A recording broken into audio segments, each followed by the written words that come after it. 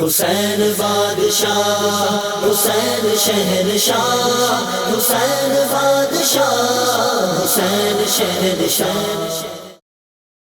الحمدللہ نحمده ونستعینه ونستغفره ونؤمن به ونتوکل علیہ ونعوذ باللہ من شرور انفسنا ومن سیئات اعمالنا من يهده الله فلا مضل له ومن يضلله فلا هادي له ونشهد أن لا إله إلا الله وحده لا شريك له ونشهد أن سيدنا ونبينا وشفيعنا وشفاء صدورنا وغوثنا وغياثنا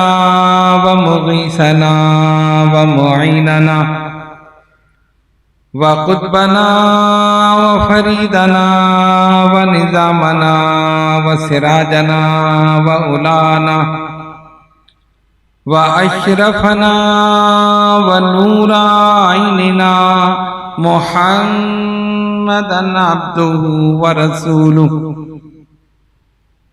أما بعد فأعوذ بالله من الشيطان الرجيم بسم الله الرحمن الرحيم فسيكفيكهم الله وهو السميع العليم صدق الله مولانا العظيم وبلغنا رسوله النبي الكريم ونحن على ذلك لمن الشاهدين والشاكرين والحمد لله رب العالمين۔ بارگاہ رسالت میں درود پاک کا نذرانہ پیشی۔ اللہم صلی علی سیدنا و مولانا محمد وعلی آل سیدنا و مولانا محمد و اصحاب سیدنا و مولانا محمد وبارک وسلم صلاۃ و سلاما علیک یا رسول اللہ۔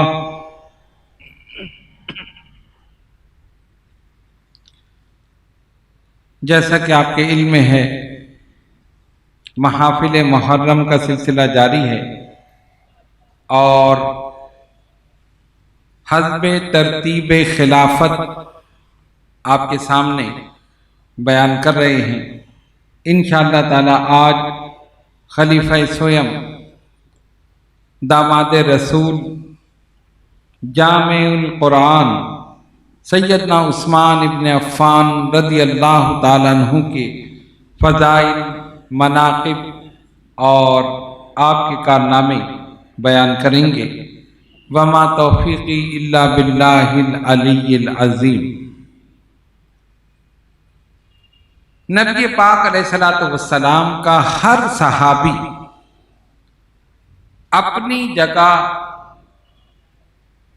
ایک الگ خصوصیات رکھتا ہے، مقام رکھتا ہے، مرتبہ رکھتا ہے۔ سرکار نے وصال فرمایا تو 1,24,000 صحابہ چھوڑے، 1,24,000، اور انبیاء کرام علیہ السلام کی تعداد بھی یہی 1,24,000۔ علماء کرام نے لکھا کہ 1,24,000 پیغمبر علیہ السلام میں جو خصوصیات تھیں، اللہ کے حبیب علیہ الصلوۃ والسلام کے 1,24,000 صحابہ میں وہ ساری خصوصیات تھیں۔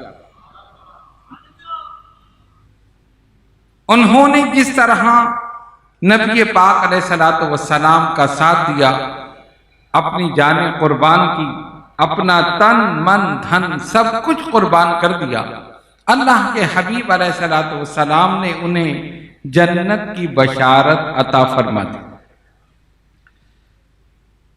ان میں یہ 4 یعنی خلفائے راشدین، یہ ان میں 4 بڑے، اور ان کا مرتبہ حسب ترتیب خلافت ہے۔ صدیق اکبر، پھر فاروق اعظم، پھر عثمان غنی، پھر علی مرتضیٰ رضی اللہ تعالی عنہم اجمعین۔ سیدنا عثمان غنی رضی اللہ تعالی عنہ کا نام عثمان، کنیت ابو عبداللہ اور ابو عمر، لقب ذوالنورین۔ اور ذوالنورین جو لقب ہیں اس کے متعلق ہم انشاءاللہ بعد میں بیان کریں گے۔ آپ کے والد گرامی کا نام عفان بن ابی العاص اور والدہ محترمہ کا نام عربی بنت قریظ۔ سلسلہ نسب 5ویں پشت میں عبد مناف پر نبی پاک علیہ السلام سے ملتا ہے، یعنی آپ صاحب حسب و نسب اور صاحب برکت تھے اور معتبر خاندان سے تعلق رکھتے تھے۔ حافظ ابن حجر اسقلانی نے لکھا کہ نبی کریم علیہ السلام کی سگی پھپھی حضرت عثمان غنی رضی اللہ تعالیٰ عنہ کی نانی تھی۔ اس اعتبار سے بھی یہ سرکار دو عالم علیہ السلام کے قریبی رشتہ دار ہیں۔ اسلام لانے سے قبل بھی آپ نے کبھی بھی بت پرستی نہیں کی۔ آپ دیکھتے ہیں نا، ایک معاشرہ ہو جس میں ہر چیز عام ہو، بت پرستی تو عام تھی، ہر گھر میں بت تھے، بازار میں بت تھے، حرم میں بت تھے، ہر جگہ بت تھے، ان کے آگے جھکتے تھے، چڑھاوے چڑھاتے تھے، منتیں مانتے تھے اور پتہ نہیں کیا کیا کرتے تھے۔ وہ معاشرہ جس میں ہر برائی عام تھی، شراب ایسے پیتے تھے جیسے کہ ہم چائے پیتے، یعنی جو بچہ پیدا ہوتا تھا اس کو بھی تھوڑی سی شراب پلا دیا کرتے، جیسے ہم گھٹی دیتے ہیں نا بچے کو، شہد چٹاتے ہیں، یہ شراب پلا دیا۔ اتنی عام، زناکاری عام تھی، چوری، دھوکہ دہی، غرض یہ کہ ہر برائی جسے آپ برائی سمجھیں وہ اس معاشرے میں عام تھی، کوئی روک ٹوک نہیں۔ قتل و غارت گری، اپنے ماں کو بیچ دیا کرتے تھے، اس سے بڑا اور کیا جو ہے معاملہ ہو سکتا ہے۔ 4 افراد نے اپنی والدہ کو بیچ دیا، پیسے لے لیے، یعنی کسی کی کوئی وقت نہیں۔ ایسے معاشرے میں انسان کا پاک اور صاف رہنا یہ بڑی بات ہے۔ فطری طور پر حضرت عثمان غنی رضی اللہ تعالیٰ عنہ نہایت نیک تھے، متقی تھے، پرہیزگار۔ کبھی بھی ان چیزوں میں حصہ نہیں لیا، کبھی بھی بتوں کے سامنے نہیں جھکے اور نہ کبھی اس عمل کو آپ نے اچھا سمجھا، کبھی نہیں سمجھا۔ آپ کی ولادت باسعادت معتبر روایات کے مطابق ولادت نبوی کے 6 سال بعد ہوئی، اور اہل عرب کے معمول کے برعکس آپ نے بچپن ہی میں لکھنا پڑھنا سیکھ لیا۔ وہاں تو جہالت عام تھی، جب ماں باپ جاہل ہو تو وہ بچے کو کیسے پڑھنا لکھنا سکھائیں؟ اگرچہ اس معاشرے میں پڑھے لکھے بھی موجود تھے لیکن اکثریت جاہلوں کی، تو اس معاشرے میں عرب کے دستور کے بالکل برعکس بچپن ہی میں آپ نے لکھنا بھی سیکھ لیا اور پڑھنا بھی سیکھ لیا۔ بہترین آپ کا خط تھا، اسی وجہ سے سرکار دو عالم علیہ السلام آپ سے وحی لکھواتے تھے۔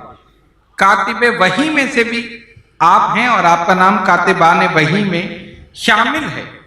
اپنی فطری صداقت و دیانت اور نیک روش کے باعث غیر معمولی شہرت آپ کو مل چکی تھی اس معاشرے میں۔ سب جانتے تھے اس آدمی نے کبھی کوئی غلط کام نہیں کیا، اس نے شراب کو ہاتھ نہیں لگایا، اس نے زناکاری نہیں کی، اس نے چوری نہیں کی، دیگر چیزیں جب ساتھ رہتے ہیں تو سب جانتے ہیں۔ تو اس معاشرے میں بھی آپ کی شہرت اچھے اوصاف کی وجہ سے تھی، سب جانتے تھے کہ انہوں نے کبھی کوئی غلط کام نہیں کیا۔ حافظ ابن حجر اسقلانی نے آپ کا حلیہ مبارک لکھا ہے، فرماتے ہیں کہ آپ کا قد متوسط درمیانہ، چہرہ مبارک سرخ و سفید، بال گھونگریالے، داڑھی مبارک گھنی، جسم مبارک ملائم اور انتہائی باوقار شخصیت. یعنی جب آپ گزرتے تھے کوئی دیکھتا تھا تو دیکھتا ہی رہ جاتا تھا. غور کرو، جب غلاموں کا یہ حال ہے تو آقا کی کیا شان ہے؟ جب غلام ایسے ہیں تو آقا کیسے ہوں گے؟ یہ تمام سلسلہ تھا. اب آئیے قبول اسلام. اللہ فرماتا ہے السابقون الاولون. سابقون الاولون وہ ہیں جنہوں نے اسلام لانے میں سبقت کی، پہل کی اس معاشرے میں. اچھا، اس وقت اسلام لانا بھی بڑا مشکل کام تھا. جو مسلمان ہو سب کے سب اس کے پیچھے لگ جائے. اس کو تنگ کرنا ہے، اس کو اذیت دینی ہے، اس کو تکلیف پہنچانی ہے.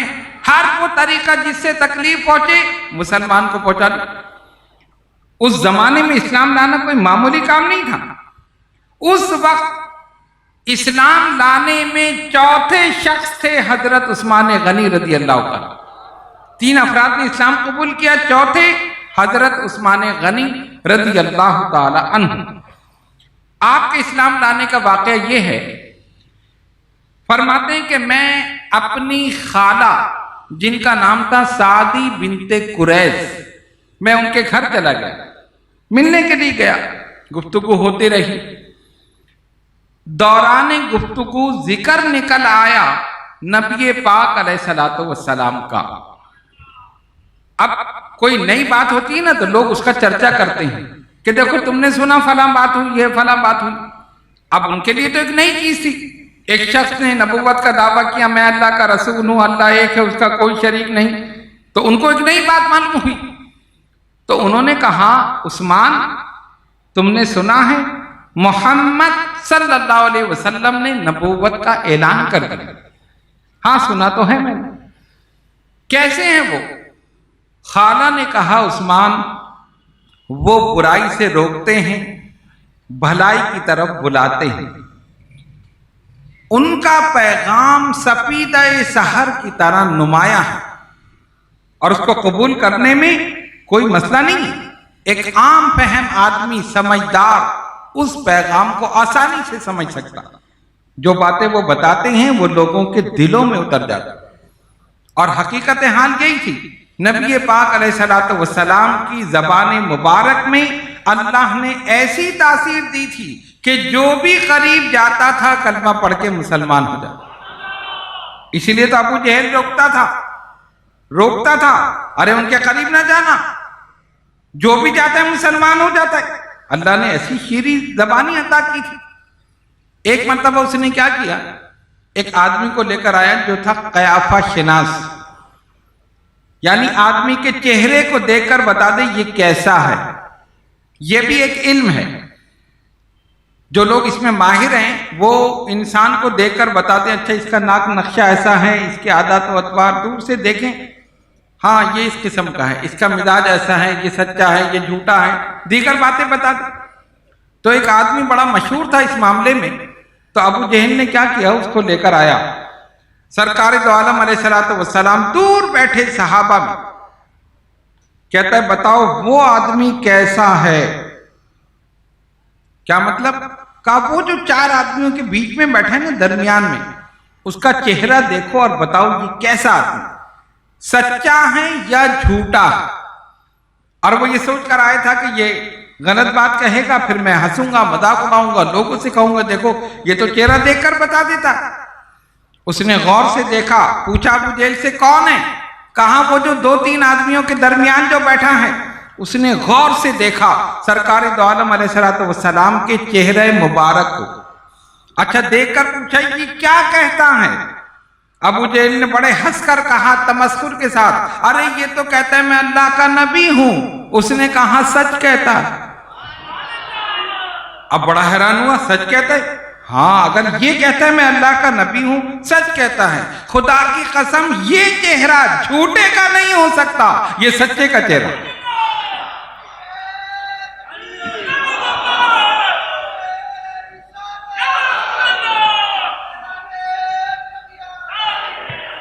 کہا یہ جھوٹے کا چہرہ نہیں ہو سکتا، یہ سچے کا چہرہ ہے، اگر یہ کہتا ہے میں اللہ کا نبی ہوں 100% صحیح کہتا۔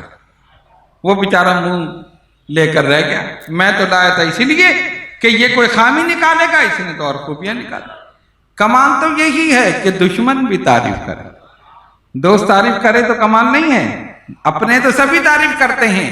میرے آقا کی شان یہ ہے کہ جو جانی دشمن تھے، خون کے پیاسے تھے، اپنی امانتیں آقا کے پاس رکھوا دی، صادق اور امین وہ بھی مانتے تھے۔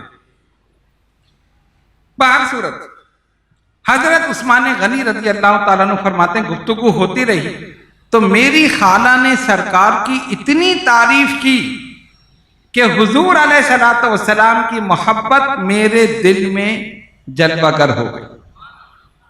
میں متاثر ہوا کہ واقعی کوئی ایسی شخصیت۔ جب میں گھر سے باہر نکلا تو میں سوچنے لگا کہ میں کیا کروں۔ میں اسی دھن میں جا رہا تھا کہ راستے میں ملاقات ہوئی حضرت ابو بکر صدیق رضی اللہ تعالیٰ۔ عثمان کہاں جا رہے اور کہاں سے آ رہے ہو؟ کہاں اس طرح میں خالہ کے پاس گیا تھا اور وہاں میری گفتگو ہوئی، انہوں نے یہ باتیں بتائیں۔ صدیق اکبر رضی اللہ تعالیٰ نے سوچا ہوگا معاملہ تو تیار ہے، بس ذرا سی تیلی لگانے کی دیر ہے، یہ تو متاثر ہو چکے۔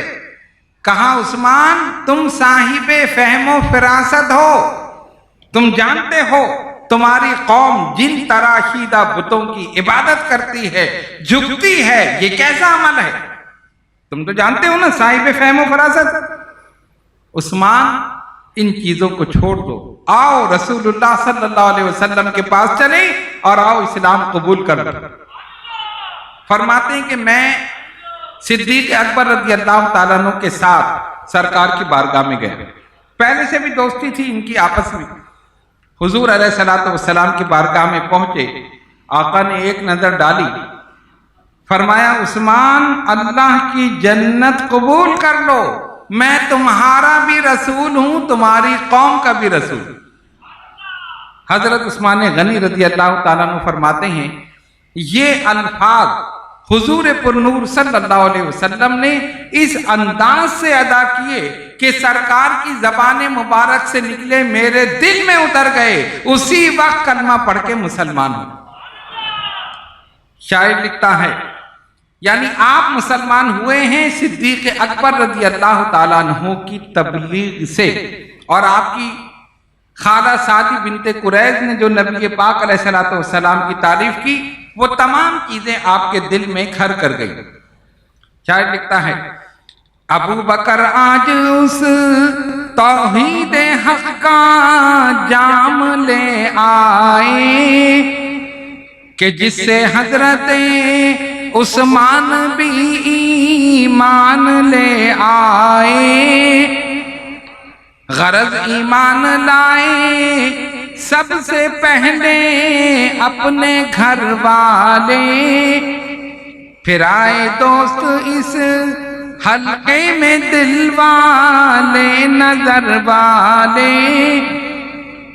یہ چند افراد سب سے پیش تر حق کے قریب آئے، در توحید پر السابقون الاولی آئے، مقدر تھی سعادت ان رضا کے بہرا مندوں کو، خدا نے آپ گویا چن لیا تھا اپنے بندوں کو،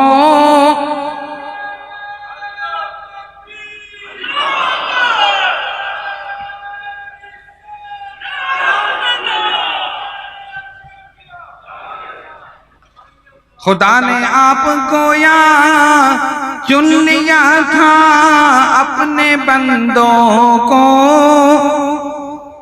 جن جن کو چنا وہ قریب آ رہے ہیں، دار اسلام میں داخل ہو رہے ہیں، غلامان محمد مصطفیٰ صلی اللہ علیہ وسلم کے حلقے میں شامل ہو۔ حضرت عثمان غنی رضی اللہ تعالیٰ عنہ نے اسلام قبول کر لیا۔ اب آئیے ذرا دیکھیں کہ نگاہ نبوت میں حضرت عثمان غنی رضی اللہ تعالیٰ عنہ کا مقام کیا تھا؟ نگاہ نبوت میں حضرت جابر رضی اللہ تعالیٰ عنہ اس حدیث کو روایت کرتے ہیں، فرماتے ہیں نبی پاک علیہ السلام کے سامنے ایک جنازہ لایا گیا۔ اب جنازہ لانے کا مقصد کیا ہوتا ہے؟ کہ نماز پڑھی جائے، یہی مقصد ہے نا، اور سرکار کی بارگاہ میں لائے جائے تو نماز کون پڑھائے گا؟ حضور علیہ السلام، ان سے بڑھ کر تو کوئی نہیں۔ فرماتے ہیں جب جنازہ لایا گیا اور عرض کیا گیا یا رسول اللہ صلی اللہ علیہ وسلم فدا کا امی و ابی، حضور ہمارے ماں باپ قربان، اس پر نماز پڑھ لیں۔ آپ نے فرمایا میں نماز نہیں پڑھوں گا۔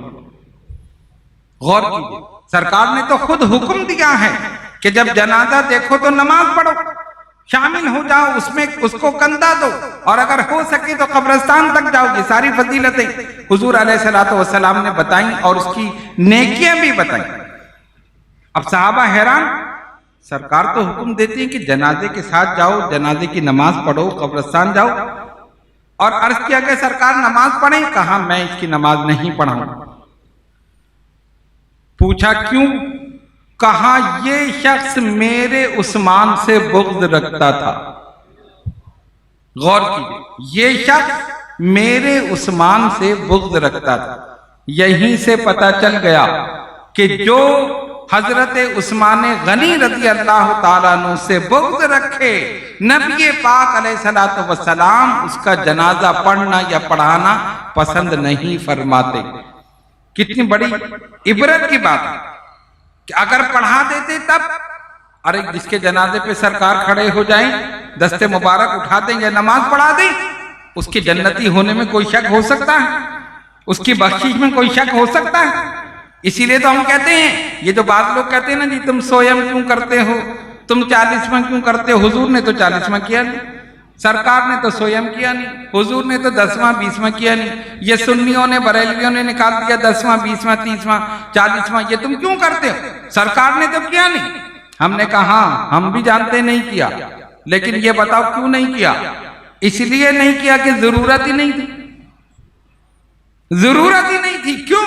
ارے جس کے جنازے پر آقا کھڑے ہو جائیں اسے سویم کی ضرورت ہے، اسے 40ویں کی ضرورت ہے؟ ارے آقا کھڑے ہو گئے، گیا جنت میں، جس کے لیے دست مبارک اٹھا دیے سیدھا جنت میں۔ ہم تو اس لیے کر رہے ہیں کہ اب دنیا، اب مسلمان گناہوں میں ملوث ہیں، ایصال ثواب پہنچے گا، بخشش ہو جائے گی۔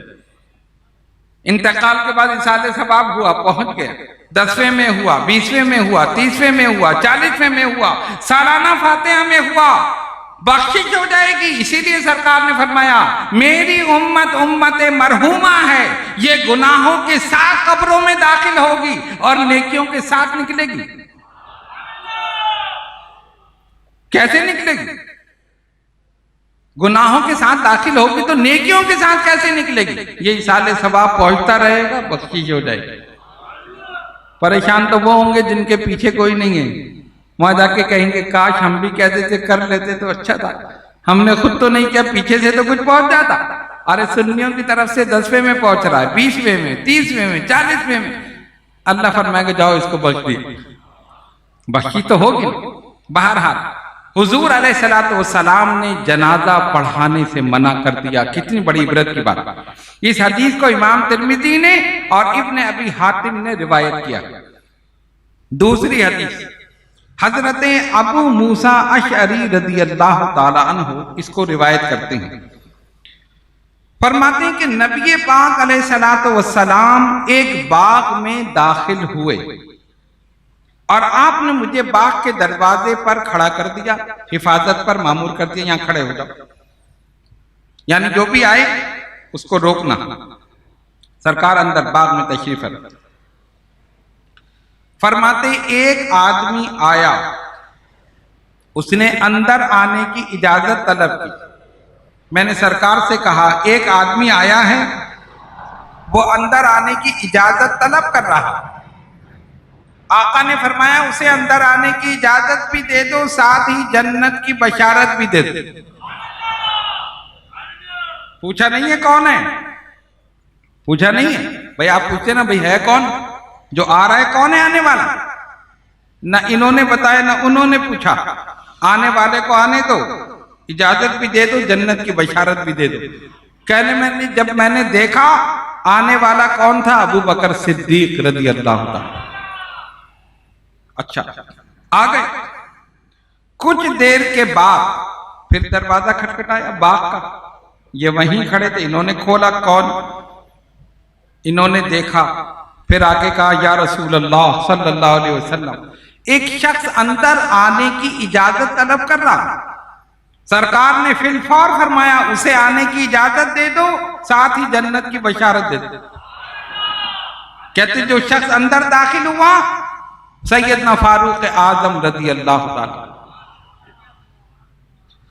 اب تیسرا شخص آیا، انہوں نے پھر پوچھا یا رسول اللہ صلی اللہ علیہ وسلم فداک امی و ابی، حضور ایک آنے والا اندر آنے کی اجازت طلب کر رہا۔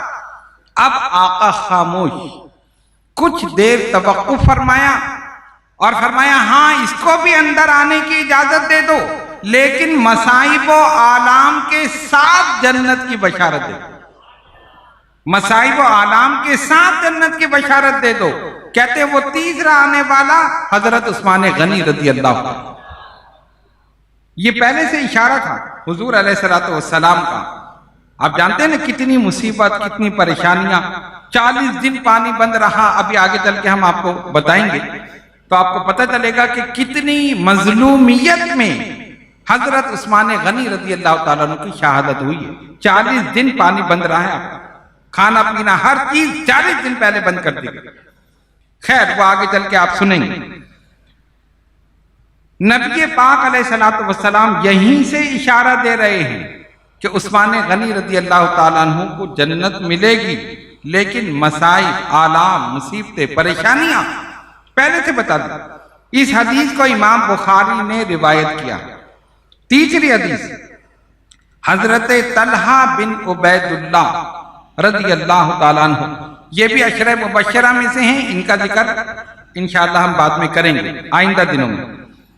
روایت کرتے ہیں کہ نبی پاک علیہ السلام نے فرمایا ہر نبی کا ایک رفیق ہوتا ہے، عثمان جنت میں میرے رفیق ہوں گے، عثمان جنت میں میرے رفیق ہوں گے۔ اس حدیث کو امام ترمذی نے اور ابن ماجہ نے روایت کیا۔ چوتھی حدیث حضرت سہل بن سعد ساعدی رضی اللہ تعالیٰ عنہ روایت کرتے ہیں، ایک آدمی نے حضور پر نور صلی اللہ علیہ وسلم سے سوال کیا۔ کیا سوال کیا؟ یا رسول اللہ صلی اللہ علیہ وسلم فداک امی و ابی، حضور میرے ماں باپ قربان، سرکار یہ بتائیے جنت میں روشنی ہوگی، جنت میں روشنی ہوگی؟ آقا دو جہاں صلی اللہ علیہ وسلم نے فرمایا اس ذات کی قسم جس کے قبضہ قدرت میں میری جان ہے، جب میرا عثمان جنت میں داخل ہوگا اسی وقت جنت روشن ہو جائے گی۔ جب میرا عثمان جنت میں داخل ہوگا اسی وقت جنت میں روشنی ہو جائے گی۔ اس حدیث کو امام حاکم نے روایت کیا ہے اور فرمایا کہ یہ حدیث صحیح ہے۔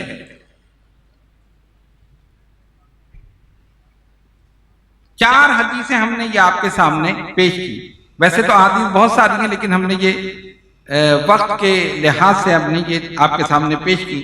ان احادیث سے یہ پتہ چلتا ہے کہ نبی پاک علیہ السلام کی نگاہ میں حضرت عثمان غنی رضی اللہ تعالیٰ عنہ کا مقام کیا تھا، اور آپ نے اپنے عمل سے حضرت عثمان غنی رضی اللہ تعالیٰ عنہ کا مقام اپنے غلاموں کو، اپنی امت کو بتایا۔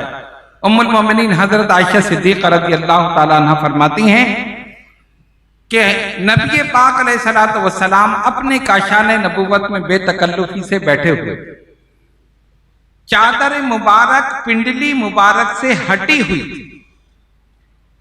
حضرت ابو بکر صدیق رضی اللہ تعالیٰ عنہ آئے، اجازت طلب کی، فرمایا آ جاؤ، آ گئے۔ ان کو کوئی کام تھا، کوئی حاجت تھی، انہوں نے بتایا، سرکار نے حاجت پوری کی، وہ چلے گئے۔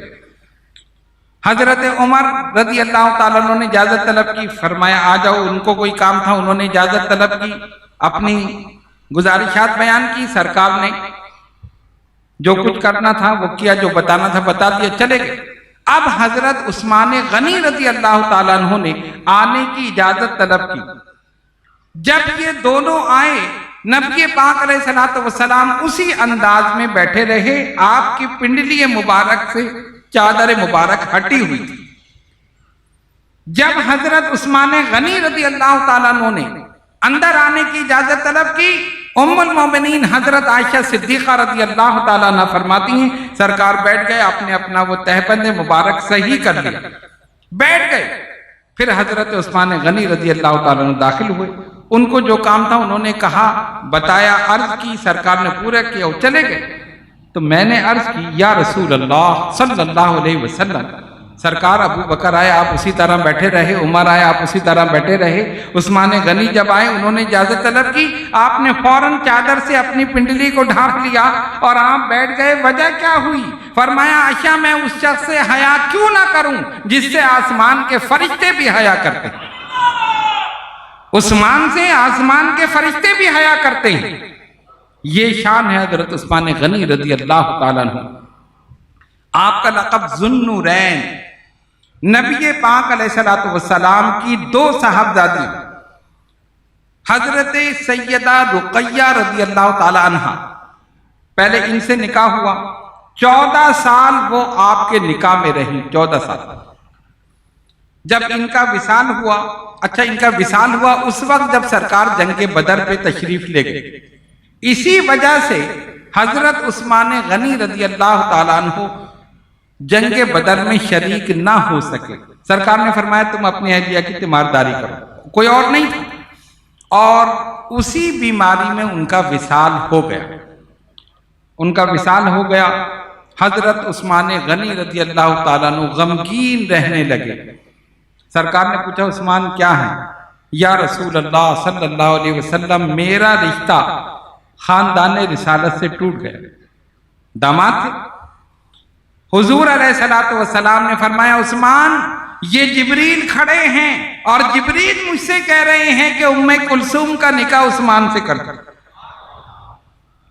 دوسری صاحبزادی سیدہ ام کلثوم رضی اللہ تعالی عنہ، ان کا نکاح حضرت عثمان غنی رضی اللہ تعالیٰ عنہ سے ہوا، ان کا بھی بعد میں وصال ہوا، اور سرکار نے فرمایا اگر میری تیسری صاحبزادی بھی ہوتی، ایک روایت یہ ہے اور دوسری روایت میں یہ ہے کہ اگر میری جتنی صاحبزادیاں ہوتی اور یکے بعد دیگرے سب انتقال کرتی جاتی، میں سب کو عثمان کے نکاح میں دے دیتا۔ اتنا اعتماد تھا نبی پاک علیہ الصلوۃ والسلام کو حضرت عثمان غنی رضی اللہ تعالیٰ عنہ کی ذات مبارکہ پر، جتنی بھی ہوتی میں سب ان کے نکاح میں دے دیتا۔ حضرت عثمان غنی رضی اللہ تعالیٰ عنہ نے ایک مرتبہ نہیں، 2 مرتبہ نہیں، 3 مرتبہ نہیں، کئی مرتبہ سرکار سے جنت کی بشارت حاصل کی۔ ارے آقا تو ایک مرتبہ جس سے فرما دے جنتی، حضور نے عشر مبشرہ کو بشارت دی نا، فرمایا ابو بکر جنت میں ہیں، عمر جنت میں ہیں، عثمان جنت میں ہیں، علی جنت میں ہیں، ابو طلحہ جنت میں ہیں، عبد الرحمن ابن عوف جنت میں ہیں، ابو عبیدہ ابن جراح جنت میں ہیں، حضرت سعید جنت میں ہیں۔ یہ سارے عشر مبشرہ سرکار نے سب کو جنت کی بشارت دے دی۔ ایک مرتبہ جس کے لیے زبان رسالت سے نکل جائے یہ جنتی ہے، ہمارا ایمان ہے کنفرم جنتی ہے نا، ایمان یقین۔ اور جس نے کئی مرتبہ بشارت حاصل کی ہو اس کا کیا مقام۔ اب آئیے دیکھیں، حضرت عبد الرحمن بن خباب رضی اللہ تعالیٰ عنہ بیان کرتے ہیں جنگ تبوک کا موقع ہے، مسلمانوں کے پاس سامان حرب نہیں، اسلحہ جنگ کے لیے جو استعمال ہوتا ہے نا، نہیں۔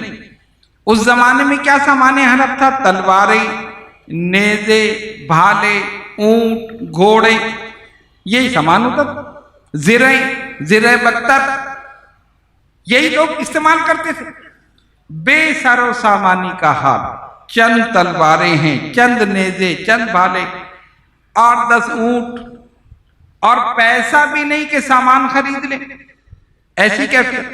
اور ادھر ان کے پاس وافر مقدار میں سامان حرب موجود تھی، کثیر تعداد، افرادی قوت بھی، تلواریں، نیزے، بھالے، اونٹ، گھوڑے، ہر چیز، کھانے پینے کا سامان۔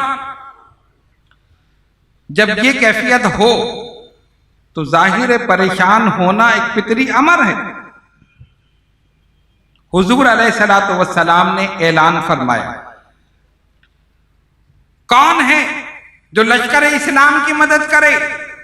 ہر صحابی نے اپنی حیثیت کے مطابق لا کر سامان دیا، جو جس طرح چاہتا تھا۔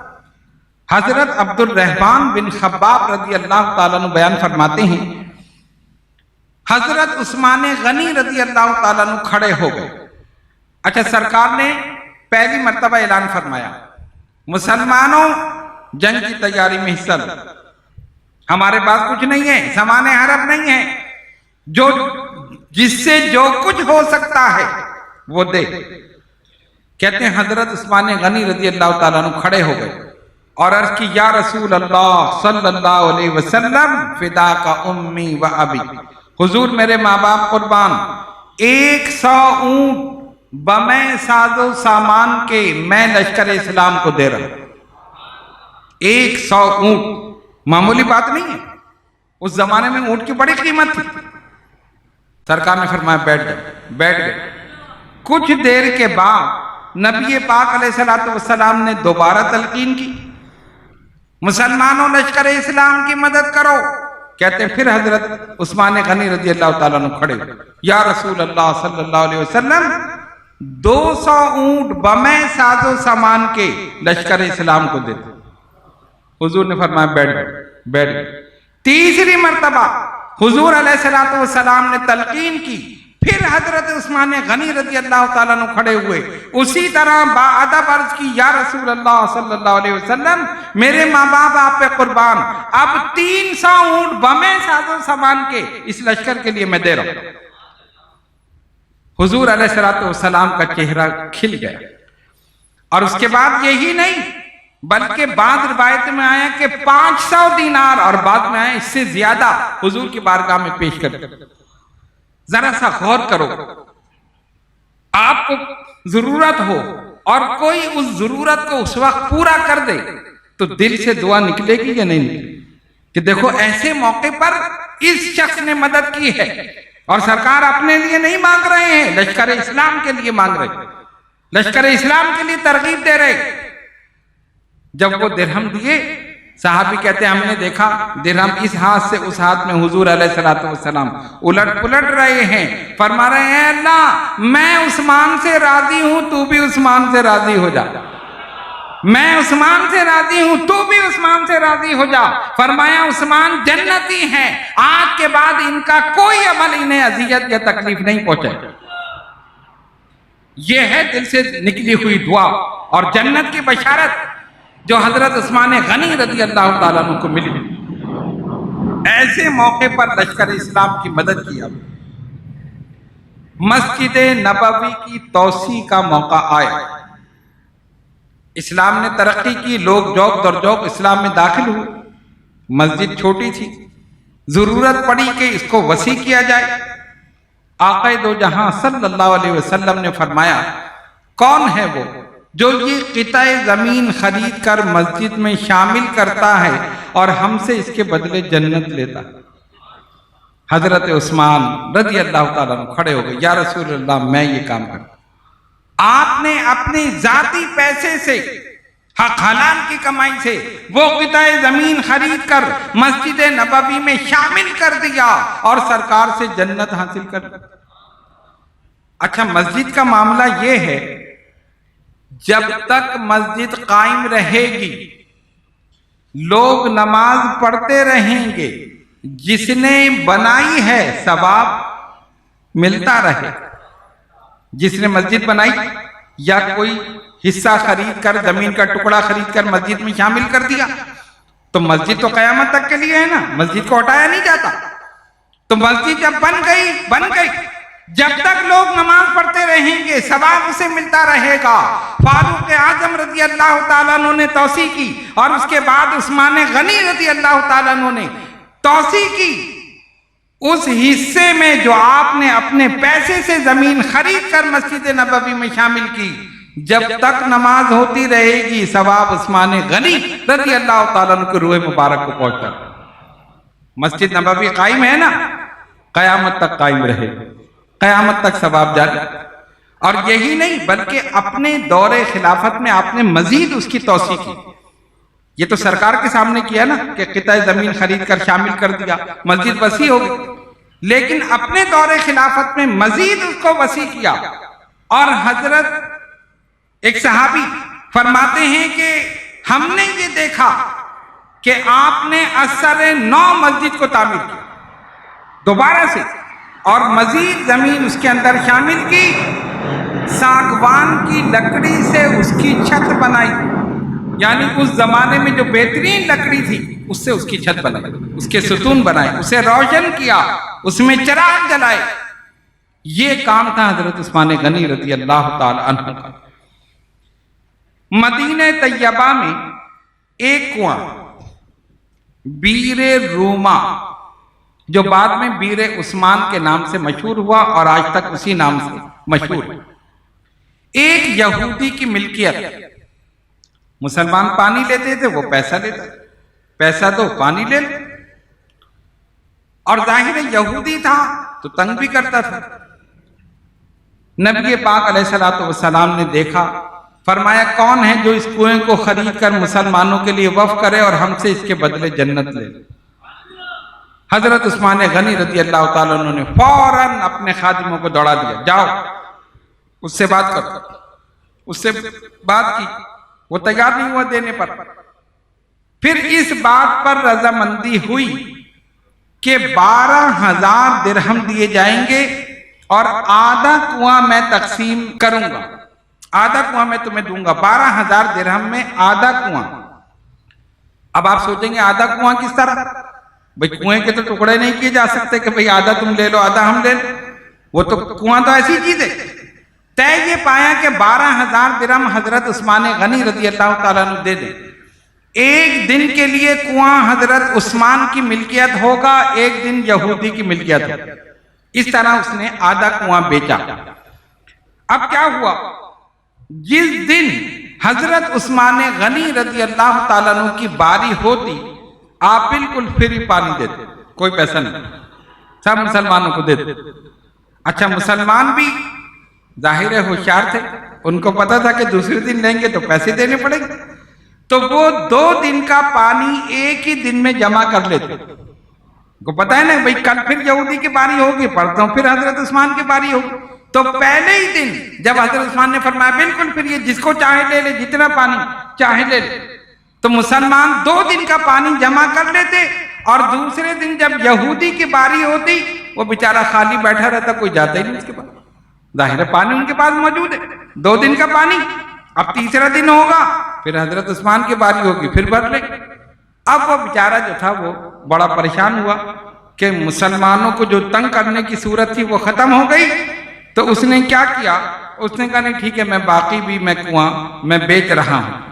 تو پہلے آپ نے 12,000 درہم دیے، اس کے بعد 18,000 درہم مزید دے کر مکمل کنواں اپنی ملکیت میں لے لیا، اور جب آپ کی ملکیت میں آ گیا، عرض کیا یا رسول اللہ صلی اللہ علیہ وسلم فدا کا امی و ابی، حضور میرے ماں باپ قربان، یہ کنواں عثمان کی طرف سے آپ مسلمانوں کے لیے وقف ہے، جو چاہے پانی۔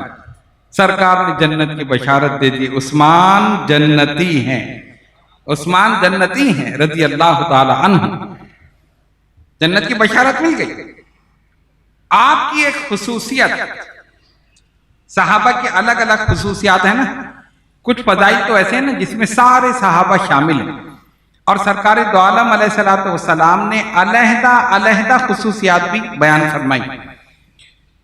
بیت رضوان یہ ایک بڑا تاریخی موقع اور تاریخی واقعہ ہے، اور اس واقعے سے حضرت عثمان غنی رضی اللہ تعالیٰ عنہ کی عظمت اور ان کی شان ظاہر ہوتی ہے۔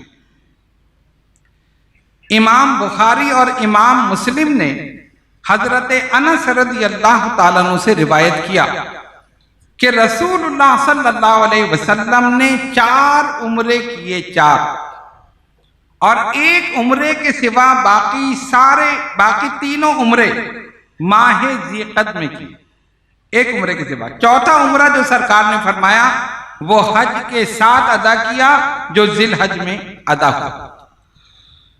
اس کا ایک پس منظر ہے، حدیبیہ کا ایک مقام ہے جو مکہ معظمہ سے 9 میل کے فاصلے پر ہے، اور اس کا کچھ حصہ حدود حرم میں ہے اور کچھ حصہ حدود حرم سے باہر ہے۔ یہ حدیبیہ کا مقام آج بھی موجود ہے، لوگ وہاں پر جاتے ہیں۔ اس فقیر نے بھی اس مقام کی زیارت کی۔ نبی پاک علیہ الصلوۃ والسلام نے فرمایا عمرہ کریں گے، صحابہ سے فرمایا عمرہ کریں گے، ہمارا عمرے کا ارادہ ہے۔ تیار ہو گئے صاحب، ایک تیار ہوا، دوسرا، تیسرا، 10، 20، 30، یہاں تک کہ 1400 صحابہ تیار ہو۔ 1400 صحابہ میں آقا کے ساتھ عمرہ کرنا ایک سعادت۔ 1400 صحابہ تیار ہو گئے، احرام باندھ لیے، روانہ ہوئے۔ جب یہ لوگ حدیبیہ کے مقام پر پہنچے، یعنی مکہ معظمہ سے 9 میل کے فاصلے پر، تو کفار کی ایک بڑی جماعت نے آ کر ان کو روک لیا، بس آگے نہیں بڑھ سکتے، یہیں ٹھہر جائیں۔ کیوں؟ ان کو ڈر تھا کہ یہ حملہ کرنے آ رہے ہیں، یہ جنگ کرنے آ رہے ہیں، یہ مکے کو فتح کرنے آ رہے ہیں۔ حالانکہ مسلمانوں کا کوئی ارادہ جنگ کا نہیں تھا۔ سرکار دو عالم علیہ الصلوۃ والسلام نے صرف یہ فرمایا تھا کہ ہمیں عمرہ کرنا ہے، لیکن ان کو خوف ہو گیا، ایک بھاری جمعیت کو بھیجا، جاؤ محمد صلی اللہ علیہ وسلم ان کے صحابہ کو روک دو، آگے نہ بڑھے۔ انہوں نے آ کر روک دیا، نہیں آپ آگے نہیں جا سکتے۔ سرکار نے فرمایا ٹھیک، یہیں پر پڑاؤ ڈالو۔ خیمے لگا دیے گئے حدیبیہ کے مقام پر، اور نبی پاک علیہ الصلوۃ والسلام وہیں رونق افروز ہو گئے۔ سرکار نے ان سے فرمایا سنو، ہمارا جنگ کا ارادہ نہیں، ہم صرف عمرہ ادا کرنا چاہتے ہیں، ہمیں اتنی اجازت دو، ہم حرم جائیں گے، بیت اللہ کا طواف کریں گے، صفا و مروہ کی سعی کریں گے، واپس آ جائیں گے۔ جو عمرے کے ارکان، انہوں نے کہا نہیں آپ تو مکے پہ حملہ کر رہے ہیں، آپ تو اتنی بھاری جمعیت لے کر، بھائی ہمارا جنگ کا ارادہ نہیں، ہم احرام کی حالت میں۔ خیر انہوں نے روک دیا۔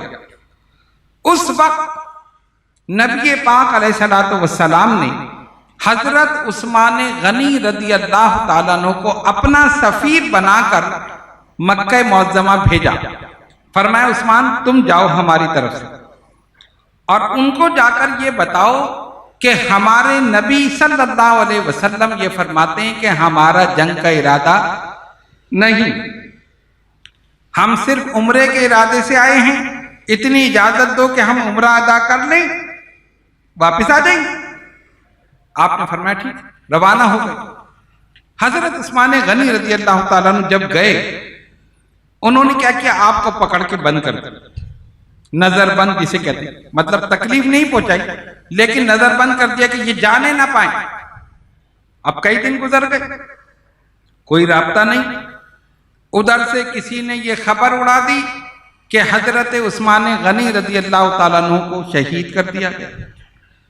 جیسے یہ ہوا، یہ خبر پہنچی نبی پاک علیہ الصلوۃ والسلام تک، آپ ایک درخت کے نیچے تشریف فرما ہوئے، اور 1400 صحابہ سے خون عثمان پر بیعت لی حضور علیہ الصلوۃ والسلام۔ اللہ تبارک و تعالی نے قرآن کریم میں ذکر کیا، اللہ فرماتا ہے ان الذین یبایعونک انما یبایعون اللہ، اے محبوب صلی اللہ علیہ وسلم جو آپ کے ہاتھ پہ بیعت کرتے ہیں، نہیں یہ تو اللہ کے ہاتھ پہ بیعت کرتے ہیں، ید اللہ فوق ایدیہم، اور ان کے ہاتھوں پر اللہ کا دست قدرت، یہ آپ کے ہاتھ پہ بیعت نہیں کر رہے ہیں، یہ اللہ کے دست قدرت پر بیعت کر رہے ہیں۔ اصحاب بیت رضوان، اللہ نے قرآن میں ذکر کیا، سورہ فتح۔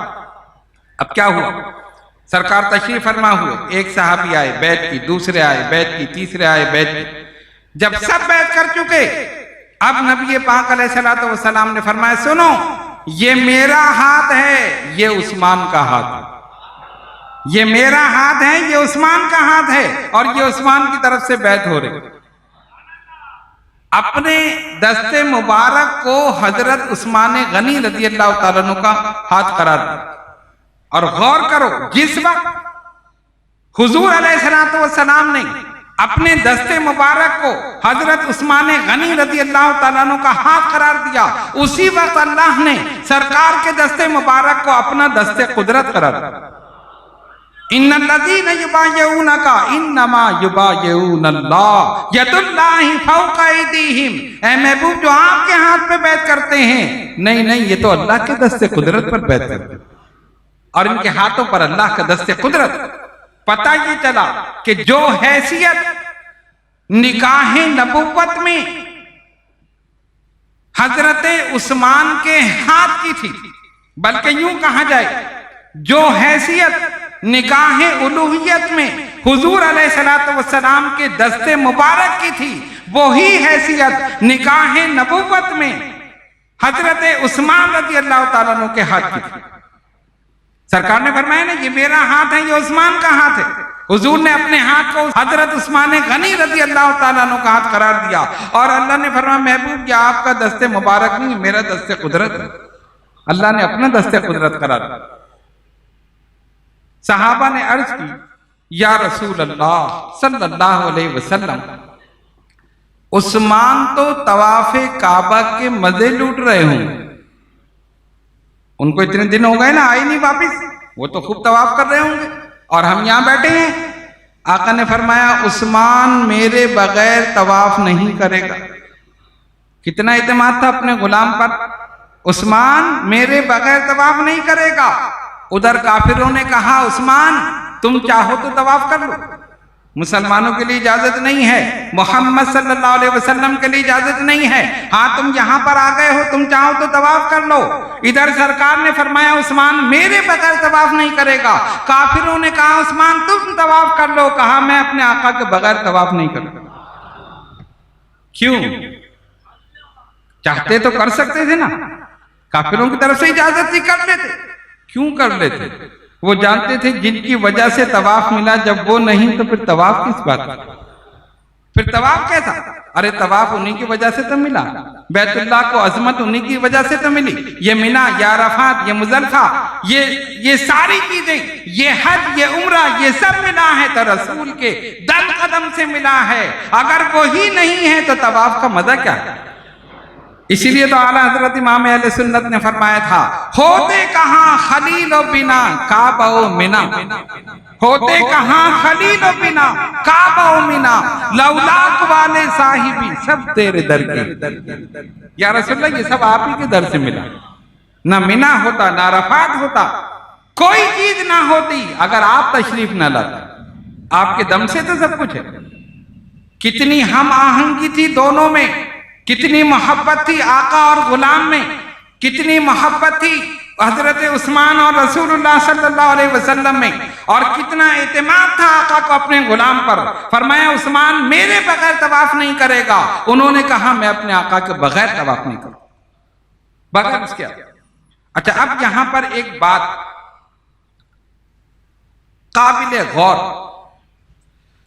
کچھ لوگوں نے یہ کہا کہ دیکھو حضور کو علم غیب نہیں تھا۔ ہم نے کہا کیوں بھائی، اس میں علم غیب کہاں سے آ گیا؟ کہا دیکھ لینا، سرکار نے جو بیعت لی ہے نا، تو وہ بیعت انہوں نے لیے خون عثمان پر۔ جب خبر آئی نا کہ حضرت عثمان غنی رضی اللہ تعالیٰ عنہ کو شہید کر دیا گیا، اسی پہ تو بیعت لی کہ بھائی ہم بدلہ لیں گے، اسی پہ صحابہ سے بیعت لی نا، اور ایک دو صحابہ سے نہیں، 1400 صحابہ سے۔ جبکہ حضرت عثمان غنی رضی اللہ تعالیٰ عنہ زندہ تھے، حیات تھے، شہید تو نہیں ہوئے تھے نا، وہ تو خالی انہوں نے نظر بند کر دیا تھا کہ بھائی ان کو جانے نہیں دینا جب تک معاملہ سیٹ نہ ہو جائے، ان کو مارا پیٹا نہیں، اذیت نہیں دی، تکلیف نہیں دی، بس بند کر دیا۔ تو انہوں نے کہا دیکھو تم کہتے ہو نبی کو علم غیب ہے، حضور علیہ الصلوۃ والسلام کو تو علم غیب نہیں تھا. اگر علم غیب ہوتا تو خون عثمان پر 1400 صحابہ سے بیعت کیوں لیتے، جبکہ حضرت عثمان غنی رضی اللہ تعالیٰ عنہ حیات تھے، وہاں موجود تھے اور بعد میں آپ تشریف لے آئے. یہی کہا نا. ہم نے کہا بے وقوف، تمہاری تو نیت میں ہی فطور ہے، اسی لیے تمہاری عقلوں کا قصور ہے. اور میرے آقا کو تم کہتے ہو علم غیب نہیں. ارے ان کو تو یہ بھی پتا تھا کہ تم اعتراض کرو گے، وہ جانتے تھے کہ تم اعتراض کرو گے. اسی لیے آقا دو جہاں صلی اللہ علیہ وسلم نے پہلے سارے صحابہ سے بیعت لی، 1400 صحابہ سے. پھر فرمایا یہ میرا ہاتھ ہے، یہ عثمان کا ہاتھ ہے، عثمان کی طرف سے بیعت ہو رہی ہے. ارے عثمان کی طرف سے کوئی مر جائے اس کی طرف سے بیعت ہوتی ہے؟ جب فرما رہے ہیں عثمان کی طرف سے بیعت ہو رہی ہے، آقا یہ بتانا چاہتے ہیں میں جانتا ہوں عثمان زندہ ہے، میں جانتا ہوں عثمان زندہ ہے. اچھا پھر آپ سوال کریں گے اچھا اگر وہ یہ جانتے تھے کہ عثمان زندہ ہیں تو بیعت کیوں لی؟ خون عثمان پہ بیعت کیوں لی؟ علماء نے لکھا، مفسرین نے لکھا، حضور علیہ الصلوۃ والسلام نے 1400 صحابہ سے جو بیعت لی خون عثمان پر، یہ حضرت عثمان غنی رضی اللہ تعالیٰ عنہ کی عظمت، ان کی شان کو ظاہر کرنے کے لیے کہ عثمان کا ناحق قتل ہونا تو دور کی بات ہے، اگر شہادت کی خبر بھی مل جائے گی تو ہم بدلہ لینے کے لیے تیار ہو جائیں گے. قتل ہونا تو بہت دور کی بات. سرکار یہ بتانا چاہتے ہیں عثمان کا خون اتنا سستا نہیں ہے کہ تم آرام سے بیٹھ جاؤ، خبر بھی آ جائے گی تو ہم بدلہ لینے کے لیے تیار ہو جائیں گے. ادھر یہ ثابت کر دیا اور ادھر حضرت عثمان غنی کی طرف سے بیعت کر کے یہ میرا ہاتھ ہے، یہ عثمان کا ہاتھ ہے، یہ بتا بھی دیا میں جانتا ہوں وہ زندہ ہے، میں جانتا ہوں وہ زندہ ہے. پتہ چلا نا کہ نبی پاک علیہ الصلوۃ والسلام جانتے تھے کہ حضرت عثمان غنی رضی اللہ تعالی عنہ زندہ ہے. ایک مرتبہ مدینہ طیبہ میں قحط سالی ہوئی، لوگوں نے دیکھا اونٹ مدینے میں داخل ہو رہے اور اونٹ بھی اس انداز سے کہ ان پر غلہ لدا ہوا. آپ جانتے ہیں جس چیز کی شارٹیج ہو اس کی قیمت بڑھ جاتی. کبھی آپ دیکھتے نا ہمارے ملک میں چینی کی شارٹیج ہو گئی، کبھی گندم کی، آٹے کی شارٹیج ہو گئی، اور کبھی مختلف چیزوں کی. اگرچہ ہوتی نہیں ہے کر دی جاتی ہے. پاکستان تو زرعی ملک ہے، اللہ نے وافر مقدار میں اپنی نعمتوں سے پاکستان کو نوازا ہے. کسی نے کہا تھا پاکستان نے ہم کو کیا دیا، تو جسٹس وحید الدین نے ایک مضمون لکھا تھا، انہوں نے کہا یہ بتاؤ پاکستان نے ہمیں کیا نہیں دیا. تم پوچھ رہے نا کیا دیا، کہتے ہیں کیا نہیں دیا. اور بڑی پیاری بات انہوں نے لکھی، کافی عرصے پہلے انہوں نے لکھا تھا، میں نے مضمون پڑھا یاد رہ گیا. انہوں نے کہا دیکھو دنیا میں کچھ ملک ہیں جہاں بالکل پلین زمین ہے، صحیح ہے نا، کچھ ملک ہیں جہاں پہاڑ ہی پہاڑ، جیسے افغانستان. کچھ ملک ہیں جہاں پر سمندر نہیں ہے، کچھ ملک ہیں جہاں دریا نہیں ہے، مختلف ہے نا. کچھ ہیں جہاں آبشار نہیں ہے. پاکستان دنیا کا واحد ملک ہے جہاں پر پتھریلی زمین بھی ہے، پلین زمین بھی ہے، پہاڑ بھی ہے، دریا بھی ہے، سمندر بھی ہے، نہریں بھی ہیں، آبشار بھی ہیں، سب کچھ اس ملک میں. اور اگر دیکھو مونگا ہے، مرجان ہے، یاقوت ہے، نیلم ہے، پہاڑ بھرے پڑے ہیں، سونا ہے، چاندی ہے، پیٹرول ہے. الگ بات ہے کہ نہیں نکالتے، بلکہ نکالنے ہی نہیں دیتے. اور پیٹرول کا ہونے اس بات کی دلیل ہے کہ گیس ہے، گیس بھی بہت زیادہ ہے، لیکن گیس کی بھی شارٹیج ہو جاتی ہے، کر دی جاتی ہے گیس کی شارٹیج. کیا کریں؟ تو اب گیس تو ہوتی نہیں، لوگوں کے پیٹ میں ہی ہوتی ہے، باقی تو ہوتی نہیں، کیا کریں؟ یہ مسئلہ ہے. میں یہ کہتا ہوں حکیم سعید نے ایک بات کہی تھی اور بڑی پیاری بات کہی تھی کہ پاکستان سورہ رحمان کی تفسیر ہے. پاکستان سورہ رحمان کی تفسیر ہے، جتنی نعمتوں کا اللہ نے اس صورت میں ذکر کیا ہے دیکھ لو سب کی سب پاکستان میں موجود ہے۔ مونگا ہے، مرجان ہے، یاقوت ہے، زمرد ہے، سارے ہیرے جتنی چیزیں ہیں سب سوات میں جاؤ، پہاڑ بھرے پڑے، سمندر یہاں پر ہے، آبشار یہاں پر ہے، نہریں یہاں پر ہیں، چشمے یہاں پر ہیں، دریا یہاں پر ہیں، بہترین نمک کی کان پاکستان میں، بہترین کوئلے کی کان پاکستان میں، ہر چیز پاکستان میں، اگر نہیں ہے تو صرف دیانتداری نہیں ہے، باقی سب کچھ ہے۔ اگر دیانتداری پیدا ہو جائے، اگر اپنے ملک سے سچی محبت پیدا ہو جائے تو یہ ملک دنیا میں سب سے بڑھ کر ہو۔ اپنے ملک سے محبت کرو۔ الحمدللہ میں آدھی سے زیادہ دنیا گھوم چکا، اور جب باہر گیا تو لوگوں نے پوچھا یہاں آپ کو کیسا لگتا ہے، یہ انگلینڈ کیسا ہے، یہ ہالینڈ کیسا ہے، یورپ کیسا ہے، کیسے آپ یہاں رہنا چاہتے ہیں، یہ کیسا ہے؟ میں نے کہا پوری دنیا میں سب سے بہتر جگہ اگر میں پسند کرتا ہوں تو حرمین طیبین ہے، اور اس کے بعد ہمارا ملک پاکستان ہے، اسی میں جینا چاہتا ہوں اور اسی میں مرنا چاہتا ہوں۔ بس دعا کرو اللہ تعالیٰ اس کو بد نظروں سے محفوظ رکھے، دشمنوں کی نظروں سے محفوظ رکھے، اور ہمیں بہترین حکمران عطا کرے جو اس ملک کے وفادار ہوں، جو دین کے وفادار ہوں، جو رسول اللہ صلی اللہ علیہ وسلم کے وفادار ہوں، تب یہ ملک کہاں سے کہاں پہنچ سکتا ہے۔ تو یہ جو شارٹیج پیدا کی جاتی ہے نا، حدیث شریف میں نبی پاک علیہ السلام نے منع کیا کہ کوئی چیز کم ہو اور اس کی قیمت زیادہ کر کے بیچو، سرکار نے اس پر لعنت کی ہے، ایسے تاجروں پر۔ لوگوں نے دیکھا مدینے میں اونٹ آ گئے، اچھا غلے کی شارٹیج تھی اور اونٹ پہ لدے ہوئے دوڑے سارے، کس کے ہیں کس کے ہیں؟ کہا عثمان غنی رضی اللہ تعالیٰ۔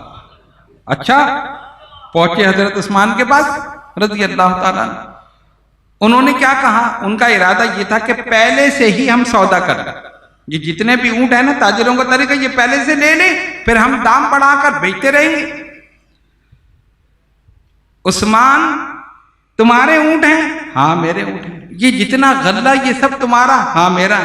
بیچو گے؟ ہاں بیچو گے۔ کتنے میں؟ کہا تم کتنا دے رہے؟ انہوں نے قیمت لگائی، نہیں نہیں یہ تو کم ہے، زیادہ۔ اچھا انہوں نے اور بڑھا دی، کہا نہیں اور زیادہ، اور بڑھا دی، کہا اس سے زیادہ۔ اب وہ پریشان ہوئے اور یقیناً سوچ رہے ہوں گے کہ یہ تو لالچ میں آئے جا رہے ہیں، اتنی ہم نے بڑھا دی۔ آخری قیمت انہوں نے رکھی، بس اس سے زیادہ کوئی تمہیں نہیں دے سکتا، جو قیمت ہم نے بتا دی اس سے زیادہ کوئی دے ہی نہیں سکتا۔ اب سنو حضرت عثمان غنی رضی اللہ تعالیٰ عنہ کا جواب، فرمایا میرے پاس ایک خریدار ایسا ہے جو تم سب سے زیادہ دے گا، میرے پاس ہے ایک خریدار جو تم سے زیادہ دے گا۔ اب وہ حیران ہوئے، انہوں نے نظر دوڑائی ہوگی مدینے میں کون ہے جو ہم سے زیادہ دے، کون ہے وہ؟ کہا میرا اللہ، میرا اللہ۔ وہ کہتا ہے ایک خرچ کرو میں 70 گنا بڑھا کر تمہیں دے دوں، اور یہی نہیں واللہ یضاعف لمن یشاء، اللہ چاہے تو اس میں اور اضافہ کر دے، اللہ چاہے تو اس میں اور اضافہ کر دے۔ ام المومنین حضرت عائشہ صدیقہ رضی اللہ تعالیٰ عنہ فرماتی سرکار کی بارگاہ میں بکری کا گوشت آیا، سرکار نے فرمایا عائشہ تقسیم کرو، جو بھی لوگ آ رہے ہیں سب کو دے دو، اور یہ فرما کر کاشان نبوت سے باہر تشریف لے گئے۔ ایک آیا ام المومنین نے دے دیا، دوسرا آیا دے دیا، تیسرا آیا دے دیا، سب کو دے دیا۔ لینے والے ختم ہو گئے، جتنے بھی آئے تھے سب کو دے دیا۔ آخر میں بکری کا اگلا حصہ جس کو دست کہتے ہیں وہ بچ گیا۔ آقا دو جہاں صلی اللہ علیہ وسلم تشریف لائے، کاشان نبوت میں داخل ہوئے۔ عائشہ سب تقسیم کر دیا یا کچھ باقی ہے؟ سب تقسیم کر دیا یا کچھ باقی ہے؟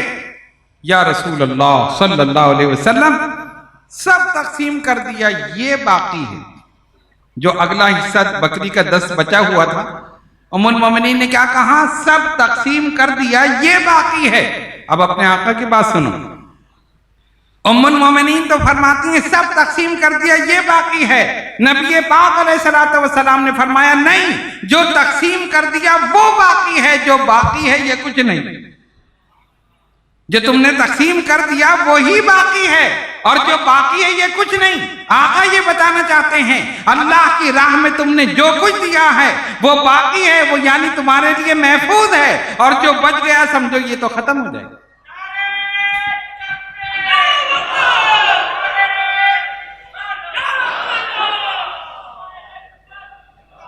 ہم یہ سوچتے ہیں نا کہ ہم نے ایک پیسہ دے دیا، ایک پیسہ ہمارے پاس سے کم ہو گیا، ہم نے 10,000 مسجد میں دیے کم ہو گئے، ہم نے 5,000 دیے کم ہو گئے، فلاں جگہ دیے کم ہو گئے۔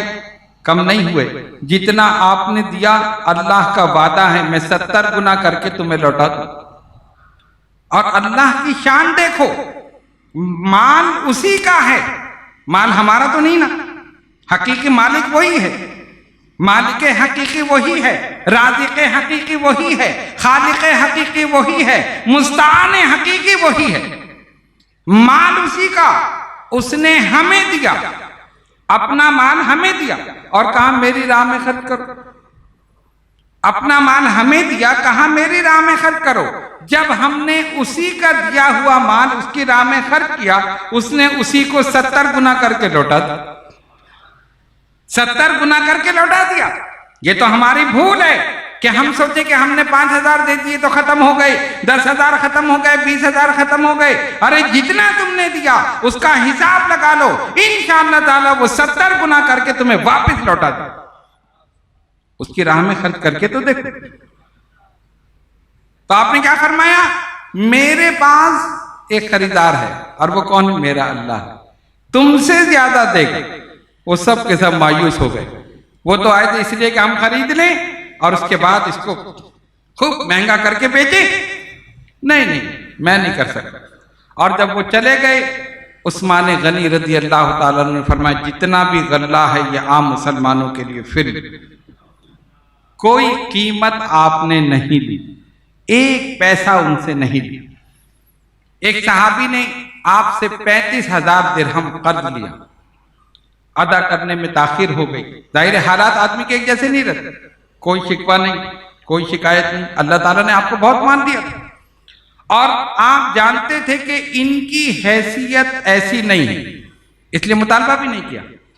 جب اللہ تعالیٰ نے ان کو دیا، ظاہر ہے وہ بھی صحابی رسول تھے، انہوں نے فوراً جا کر آپ کو واپس کیا، فرمایا نہیں اس کی ضرورت نہیں، یہ میں نے تمہیں ہی عطا کر دی، تم ہی لے لو۔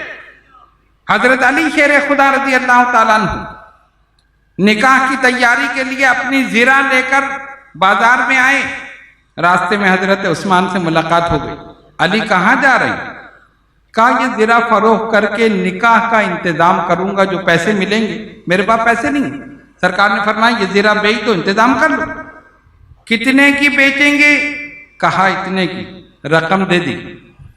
جانتے تھے نا ان کو ضرورت ہے، اچھا یہ بھی جانتے تھے کہ جنگ میں زرہ کی ضرورت بھی ہو، تو جب قیمت آپ نے ان کو دے دی، زرہ حضرت علی سے لے لی، حضرت عثمان غنی رضی اللہ تعالیٰ عنہ، اور اس کے بعد وہی زرہ نکاح کی خوشی میں حضرت علی کو پیش کر دی، وہی زرہ پیش کر دی۔ یہ ہے ایثار صحابہ کا ایک دوسرے کے ساتھ اور اہل بیت کے ساتھ ان کی محبت۔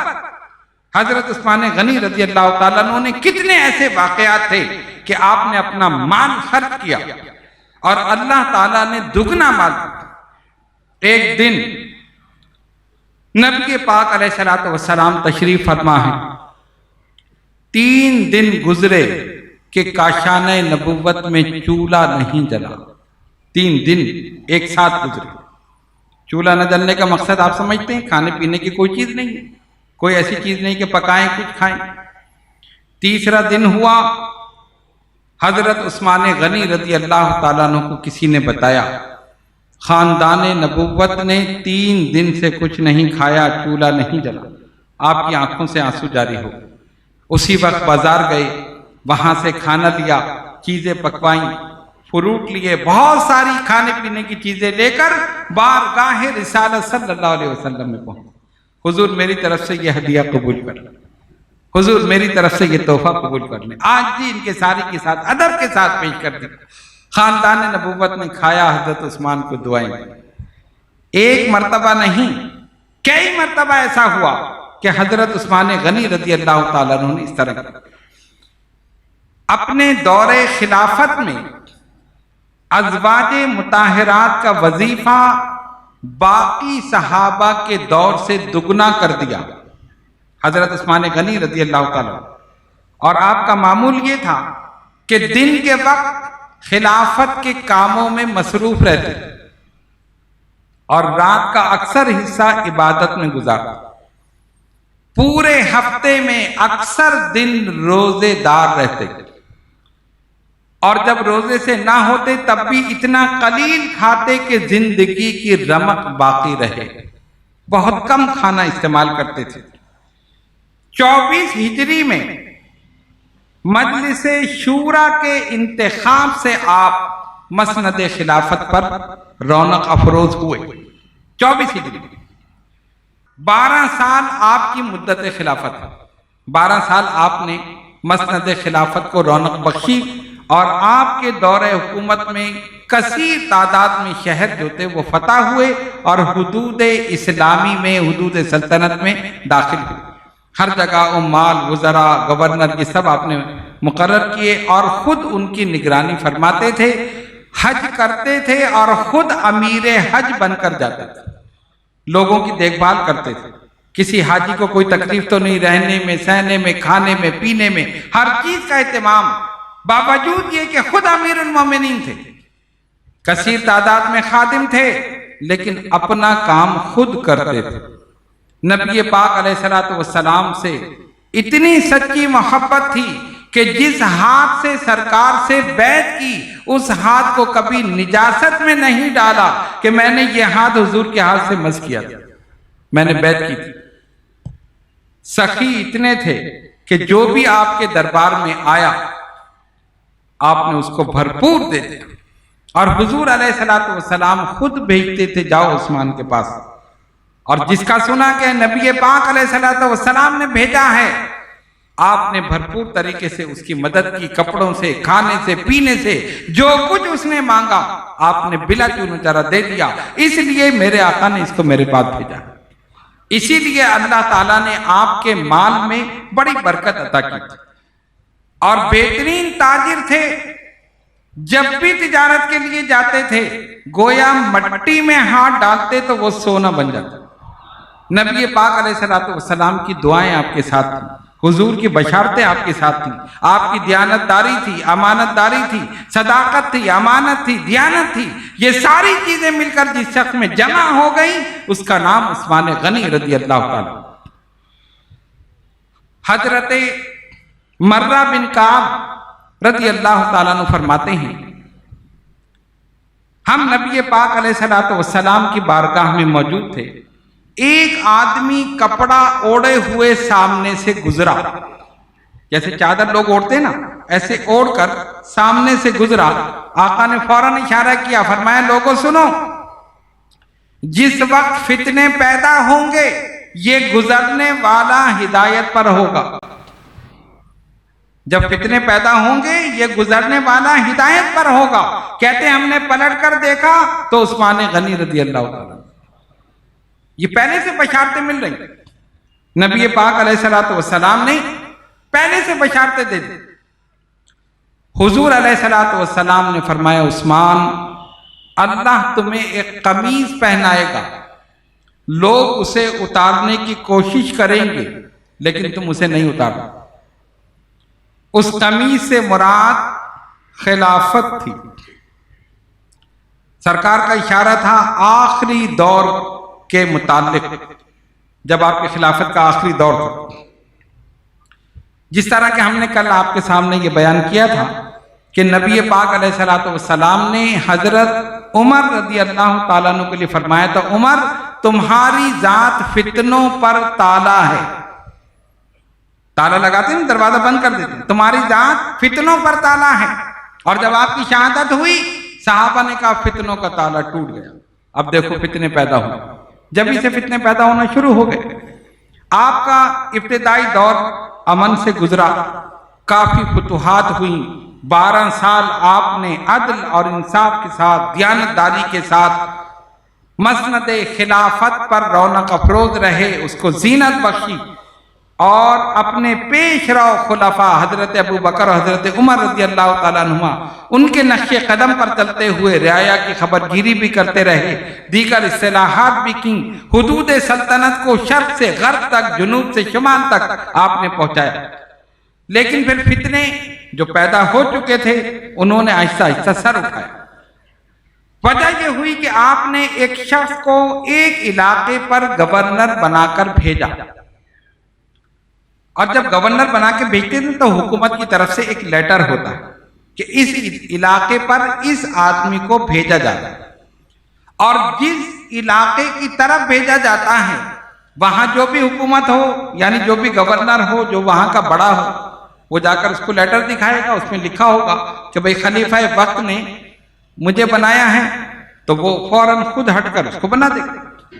سازش یہ ہوئی، فتنہ پرور حضرات نے دیکھا کہ آپ نے ایک شخص کو گورنر بنا کے روانہ کر دیا، انہوں نے آپ کی مہر چرائی اور آپ کا جو لیٹر پیڈ تھا اس پر ایک دستاویز لکھی، ایک تحریر لکھی، اور تحریر میں اس شخص کے نام جس کو آپ نے پہلے روانہ کیا تھا اس کا نام لکھا، اور خط وہ تحریر اس کے نام لکھی جس کی طرف بھیجا گیا تھا، اور یہ لکھا کہ یہ شخص جیسے ہی پہنچے اس کا سر قلم کر دو۔ بات سمجھ میں آ رہی؟ میں اس کو اور آسان کر دوں، مثلا یہ کہ میں آپ کو کسی طرف بھیجوں کہ آپ فلاں جگہ چلے جائیں، آپ جا رہے ہیں اور لیٹر دے دیے کہ میں نے ان صاحب کو بھیجا ہے، ان کو اس علاقے کا گورنر بنا دیں، اس علاقے کا کونسلر بنا دیں، وزیر اعلیٰ بنا دیں، جو بھی، اور پیچھے سے میں ایک اور لیٹر دے دوں کسی کو کہ یہ آدمی جیسے ہی پہنچے اس کا کام تمام کر دیں، اور وہ لیٹر آپ کو مل جائے تو کیا کیفیت ہوگی؟ غصہ آئے گا نا کہ مجھے تو بھیجا کہ وہاں تمہیں یہ بنا دیں اور پیچھے سے یہ بھیج رہے ہیں کہ اس کا کام تمام کر دو۔ یہی صورتحال ہوئی حضرت عثمان غنی رضی اللہ تعالیٰ۔ تفصیل تو کافی ہے، میں نے بس اختصار کے ساتھ آپ کے سامنے بیان کر دیا تاکہ وقت زیادہ نہ ہو جائے۔ مہر آپ کی چرائی گئی اور وہ مہر لگائی گئی اور اس کو روانہ کر دیا، اور اس انداز سے روانہ کیا کہ جس کو پہلے بھیجا تھا راستے میں اس سے ملاقات ہو جائے۔ وہ تو اس کو بتانا تھا نا، اس نے پوچھا کہاں جا رہے ہو؟ نہیں میں کہیں نہیں جا رہا۔ ارے یہ تو امیر المومنین کی ایلچی ہے، کہاں جا رہے ہو؟ پکڑ لیا۔ یہ خط کیسا ہے؟ دکھاؤ۔ دیکھا، اس میں لکھا تھا کہ یہ فلاں آدمی جب پہنچے اس کا سر قلم کر دیا۔ بس جن کو بھیجا تھا وہ وہیں سے واپس غصے میں کہ مجھے تو بھیجا کہ وہاں تمہیں گورنر بنا رہے ہیں، پیچھے سے یہ اپنا ایلچی بھیج رہے ہیں، اپنا سفیر، کہ یہ پہنچے تو اس کا سر قلم کر دو، یہ کیسے ہو سکتا ہے؟ بس واپس آئے، انتقام انتقام انتقام کی صدا مدینے میں گونجنے لگی۔ آپ حیرانی کہ کیا ہو گیا؟ بلوائی جتنے بھی تھے جنہوں نے سازش کی تھی اور دیگر حضرات بھی تھے، سب شامل ہو گئے۔ آپ سے پوچھا یہ آپ کا ایلچی ہے؟ سفیر، ہاں میرا ہے۔ یہ تحریر آپ کی ہے؟ فرمایا نہیں، میری تحریر نہیں۔ یہ مہر آپ کی ہے؟ ہاں مہر میری۔ یہ مہر چرائی گئی، اس پر جو دستخط ہیں میرے نہیں ہیں، تحریر میری نہیں ہے، ہاں مہر میری چرائی گئی ہے۔ بس اسی بات پر وہ لوگ بھڑک اٹھے، آپ کیسے ہیں؟ آپ کو پتہ نہیں کہ آپ کی مہر کہاں رکھی ہے؟ آپ نے لوگوں نے مہر چرا لی آپ کو۔ فرمایا بھائی میرا یہ معاملہ نہیں ہے، میں نے دیانتداری کے ساتھ جس کو بنایا میں نے اسی کو بھیجا ہے، اور یہ بعد میں جو کچھ ہوا یہ سب سازش ہے۔ انہوں نے کہا نہیں، ہم اس کو نہیں مانتے۔ بس یہ سبب ہوا، اور اس کے بعد فتنوں نے سر اٹھایا اور کہا کہ ہم نہیں مانتے کہ یہ مسند خلافت پر رہیں، ان کو معزول کیا جائے، کسی اور کو بنایا جائے، یہ بوڑھے ہو گئے، ان سے کام نہیں ہوتا، سلطنت بہت وسیع ہو گئی، ان کو ہٹا دیا جائے۔ اس قسم کی باتیں ہوئیں، اور معاملہ اتنا بڑھا کہ جلیل القدر صحابہ بھی اس کو سنبھالنے سے عاجز ہو گئے۔ حضرت عبد الرحمن ابن عوف، حضرت ابو ہریرہ، حضرت عبداللہ ابن مسعود، حضرت علی شیر خدا، امام حسن، امام حسین رضی اللہ تعالیٰ عنہم اجمعین سب موجود ہیں، لیکن ایسی فضا پیدا کر دی، ایسا ماحول پیدا کر دیا کہ جلیل القدر صحابہ موجود لیکن سب پریشان کے مسئلے کو کیسا حل کیا۔ پھر یہ صحابہ مل کر حضرت عثمان غنی رضی اللہ تعالیٰ عنہ کے پاس گئے اور جا کر کہا دیکھیے آپ کی امانت اور دیانت پر ہمیں کوئی شک نہیں، ظاہر ہے وہ جانتے تھے، سرکار نے تو جنت کی بشارت ایک مرتبہ نہیں کئی مرتبہ دی، اپنی 2 صاحبزادیاں ان کے نکاح میں دی، ہر چیز جانتے تھے، اور وہ جانتے تھے کہ سازش ہوئی ہے۔ کہا امیر المومنین ہم جانتے ہیں یہ باقی یہ سب سازش ہے، بس ایک چیز کی اجازت آپ سے طلب کرتے ہیں، آپ ہمیں حکم دیں یہ جتنے بھی فتنہ پرور ہیں ہم سب کا سب قلم کریں، بس فتنہ ختم ہو جائے۔ اور یہ زیادہ نہیں ہے، یہ مٹھی بھر ہے جو لوگوں کو بہکا رہے ہیں، آپ کے خلاف باتیں کر رہے ہیں، گستاخیاں کر رہے ہیں آپ کی شان میں، لیکن عثمان غنی رضی اللہ تعالیٰ عنہ کا ایک ہی جواب تھا، یہ میرا خون لینا چاہتے ہیں، میری جان لینا چاہتے ہیں، میں اپنی جان دے دوں گا، لیکن اپنے ہوتے ہوئے رسول اللہ صلی اللہ علیہ وسلم کے شہر میں خون ریزی نہیں ہونے دوں گا۔ مجھے ختم کر دیں، میری حکومت ختم کر دیں، میری خلافت ختم کر دیں، مجھے مار دیں، میں اپنی زندگی میں کسی ایک مسلمان کا خون بھی مدینہ الرسول صلی اللہ علیہ وسلم حضور کے شہر میں نہیں گرنے دوں۔ صحابہ نے بڑا زور لگایا، اور اگر آپ اجازت دے دیتے تو واقعی وہ سب ان کو ختم کر دیتے۔ جلیل القدر صحابہ موجود، خود حضرت علی شیر خدا رضی اللہ تعالیٰ عنہ، ان کے سامنے کون ٹھہر سکتا تھا؟ اگر جنگ ہوتی سب کے سب ختم ہو جاتے، لیکن عثمان غنی رضی اللہ تعالیٰ عنہ نے کہا نہیں، یہ نہیں میں۔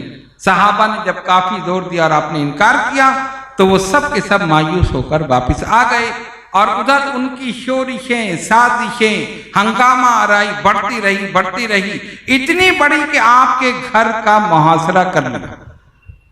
40 دن آپ کا پانی کھانا ہر چیز جو بھی گھر میں جائے اس پر پابندی لگا دی، کوئی چیز گھر نہیں جا سکتی، 40 روز پانی بند کیا گیا، گھر میں کوئی نہیں داخل ہو سکتا، آپ گویا اس میں نظر بند ہو کر رہ گئے۔ حضرت علی شیر خدا رضی اللہ تعالیٰ عنہ نے حسنین کریمین کو بھیجا، جاؤ امیر المومنین کی حفاظت کرو۔ یہ دونوں شہزادے امام حسن امام حسین رضی اللہ تعالیٰ عنہ تلواریں لے کر حضرت عثمان غنی رضی اللہ تعالیٰ عنہ کے گھر پر دروازے پر کھڑے تھے۔ ایک دفعہ بلوائیوں نے حملہ کیا، ان دونوں نے آگے بڑھ کے مقابلہ کیا، اور اس مقابلے میں بڑے شہزادے امام حسن رضی اللہ تعالیٰ عنہ زخمی بھی ہو گئے، شدید زخمی ہوئے، لیکن پھر کھڑے رہے۔ حضرت علی شیر خدا رضی اللہ تعالیٰ عنہ خود بھیجا اپنے شہزادوں کو، جاؤ حفاظت کرو، دیگر صحابہ بھی کھڑے ہو گئے۔ حضرت عثمان غنی رضی اللہ تعالیٰ عنہ نے دیکھا اپنی چھت پر کھڑے ہوئے، فرمایا سنو، مجھے پہچانو میں کون ہوں؟ میں ہی وہ ہوں کہ جب مسجد نبوی کی توسیع کا وقت آیا تھا تو آقا دو جہاں صلی اللہ علیہ وسلم نے اعلان کیا تھا، کون ہے جو یہ قطع زمین خرید کر مسجد نبوی میں شامل کرتا ہے اور ہم سے اس کے بدلے جنت لیتا؟ میں وہ عثمان ہوں، میں نے شامل کیا۔ سرکار نے فرمایا عثمان جنتی ہے۔ اسی مسجد میں میرا جانا بند کر دیا گیا، میں اسی مسجد میں نہیں جا سکتا، آقا کی مسجد میں نماز نہیں پڑھ سکتا۔ تمہیں یاد ہے جب سرکار ہجرت کر کے مدینہ طیبہ تشریف لائے، ایک ہی کنواں تھا جو یہودی کی ملکیت تھا، آقا نے اعلان کیا تھا کون ہے یہ خرید کر مسلمانوں کے لیے وقف کرتا ہے اور ہم سے جنت لیتا ہے؟ میں ہی وہ عثمان ہوں، میں نے یہ کام کیا، اور آقا نے فرمایا عثمان جنتی۔ جنگ تبوک کے موقع پر میں نے لشکر اسلام کی مدد کی اور آقا کی زبان حق ترجمان سے جنت کی بشارت حاصل کی۔ سرکار نے فرمایا اے اللہ میں عثمان سے راضی ہوں، تو بھی عثمان سے راضی ہو۔ یہ ساری باتیں حضرت عثمان غنی رضی اللہ تعالیٰ عنہ ان بلوائیوں کو بدبختوں کو بتاتے رہے، سمجھاتے رہے، لیکن ان کی آنکھیں حق دیکھنے سے اندھی ہو چکی تھیں، ان کے کان حق سننے سے بہرے ہو چکے تھے، ان کی زبانیں حق بولنے سے گونگی ہو چکی تھیں، ان کے ذہن سوچنے سمجھنے کی صلاحیت سے محروم ہو چکے تھے۔ وہ صرف انتقام کی صدا بلند کرتے تھے اور یہ کہتے تھے کہ ان کو معزول کرو ورنہ ان کو ختم کر دو۔ یہ سب حجت تمام کر کے آپ نیچے تشریف لے آئے۔ جمعے کا دن تھا، 17 ذی الحج سن 35 ہجری۔ حضرت عثمان غنی رضی اللہ تعالیٰ عنہ نے روزہ رکھا ہوا تھا۔ اس دن آپ نے روزہ رکھا تھا، روزے کا وقت قریب تھا، ٹیک لگا کر بیٹھے، تھوڑی سی نیند آئی تو دیکھا کہ آقا دو جہاں صلی اللہ علیہ وسلم سامنے کھڑے ہیں، ساتھ صدیق اکبر بھی ہیں، فاروق اعظم بھی ہیں۔ سرکار فرما رہے ہیں عثمان ہم افطار پر تمہارا انتظار کر رہے ہیں، ہم افطار پر تمہارا انتظار کر رہے ہیں۔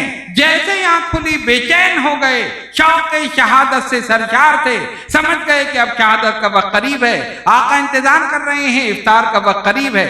اسی وقت جا کر وضو کیا اور قرآن مجید فرقان حمید کھول کر تلاوت کے لیے بیٹھ گئے۔ بلوائیوں نے دیکھا کہ امام حسن حسین دروازے پر کھڑے ہیں، جلیل القدر صحابہ کھڑے ہیں، یہاں سے داخل نہیں ہو سکتے۔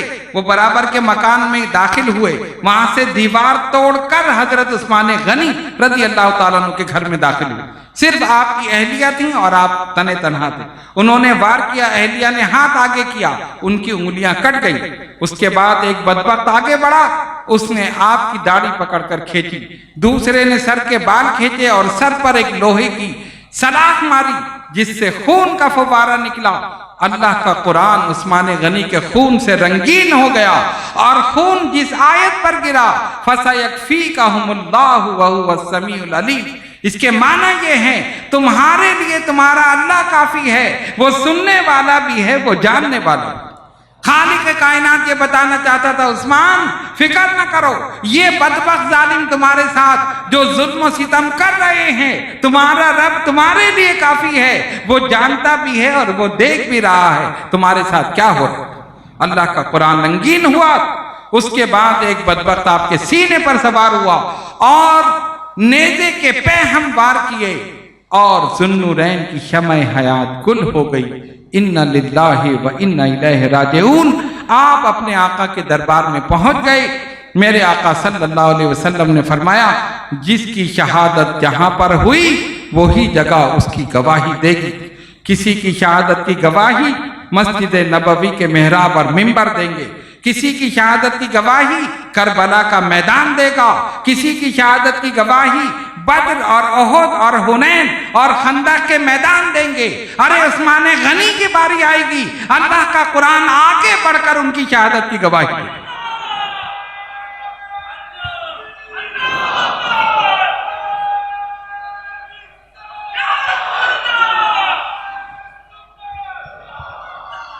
اللہ تعالیٰ نے ان کو مرتبہ شہادت عطا فرما دیا۔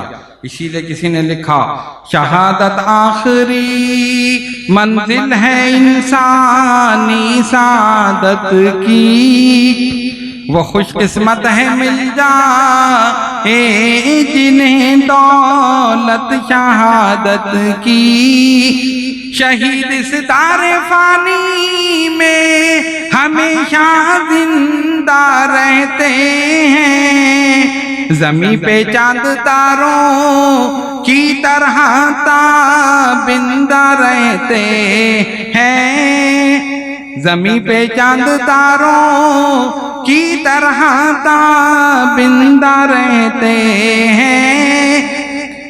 سرکار نے فرمایا تھا عثمان اللہ نے تمہیں ایک قمیض پہنائی ہے، اس قمیض کو مت اتارنا۔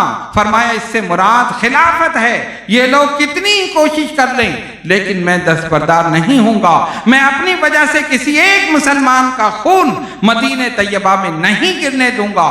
آپ نے جو کہا تھا وہی کیا، جب تک آپ حیات رہے کسی ایک مسلمان کا خون مدینہ طیبہ میں نہیں گرا، اور آپ کی شہادت کے بعد اور مزید فتنے ہوئے اور مسلمانوں میں کشت و خون ہوتا رہا۔ اللہ رب العالمین بے شمار رحمت نازل فرمائے ان کے مرقد مبارک پر، اور ان کی نالین سے لگے ہوئے ذروں کے صدقے میں ہم سب گناہگاروں کے گناہوں کو معاف فرما۔ الہ العالمین ہم سب کو عمل کی توفیق عطا فرما۔